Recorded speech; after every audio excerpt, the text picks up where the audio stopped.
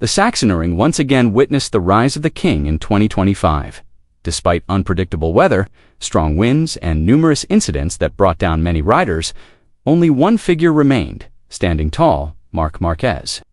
In his 200th start in the Premier class, he didn't just win, he dominated. He dominated, controlled the chaos, and made his mark on history. However, Marquez was hiding something behind that victory. What was it? Let's discuss it. Since Friday, the MotoGP paddock had been filled with anxiety. The weather forecast predicted rain on Saturday night at the Sachsenring. And, as expected, the track became slippery, grip disappeared, and the temperature dropped dramatically. A tailwind at the first corner made braking extremely difficult. For most riders, this would be a sign to play it safe. But for Marc Márquez, it was an opportunity. It was a chance to prove that his physical recovery was complete and that his mental acuity had matured. When the sprint race began on Saturday, Marquez was immediately surprised by the unstable track conditions.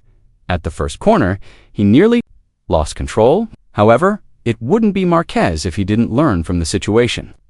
From that moment on, I knew a strong wind was coming from behind and that I would have to adjust my braking, he said. I almost crashed, but that just made me more focused. With nerves of steel, he recovered and staged a dramatic comeback performance that looked more like a video game than reality on a MotoGP track. The main race began with Marc Márquez in pole position. But this wasn't just about leading from the front. It was a world-class performance. It was an orchestra of speed, strategy, and control, orchestrated by a single master. From the moment the starting lights went out, Marquez immediately set the pace. He took his time, unprovoked by pressure from behind. Lap after lap, he kept up his steady pace, creating a gap that became harder and harder for his rivals to close. There were no reckless maneuvers or over-the-top drama. Visible on the track were the precision, efficiency, and maturity of a true champion. The bike felt heavy when transitioning from wet to dry conditions. But I knew that if I kept my rhythm and managed the tires, I could safely build a gap, Marquez said after the race. It wasn't just strategy. It was racing art in its purest form. The result: when the checkered flag waved, Marquez crossed the finish line 6.9 seconds ahead of second place. An undeniable dominance. This was Marquez's 9th victory at the Sachsenring and the 69th of his Premier MotoGP career. It was more than just a win.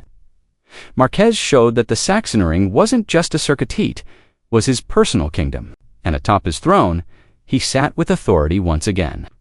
He didn't just vanquish his opponents, he shattered their hopes. This victory was special, not just because of his time or the number of titles he's won.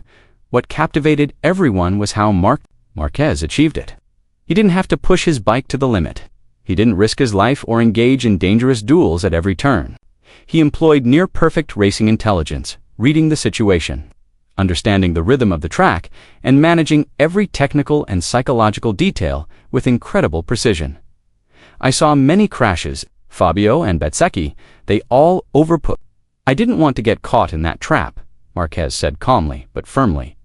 I focused on maintaining the margin. I knew I didn't need to be fast every lap. I just needed to accumulate 0.1 seconds at a time. That would be more than enough. That's the essence of a true champion. Winning isn't based on sheer power, but rather on the ability to read and control the game from start to finish. Interestingly, Marquez accomplished all of this on a Ducati Desmosedici GP25, a ferocious machine renowned for its aggressive style. This bike demands domination, not compromise. However, in Marc Márquez's hands, this wild beast transformed into a precision vehicle. Rather than fighting it, Marquez adapted to the bike's character. My riding style is now more efficient. This bike helps me be more precise. I don't need to dance on the limit because I can play the rhythm perfectly, Marquez said after the race. These words illustrate the evolution of a champion from Street Fighter II racing orchestra maestro, Gigi D'Oligna, Ducati's architect.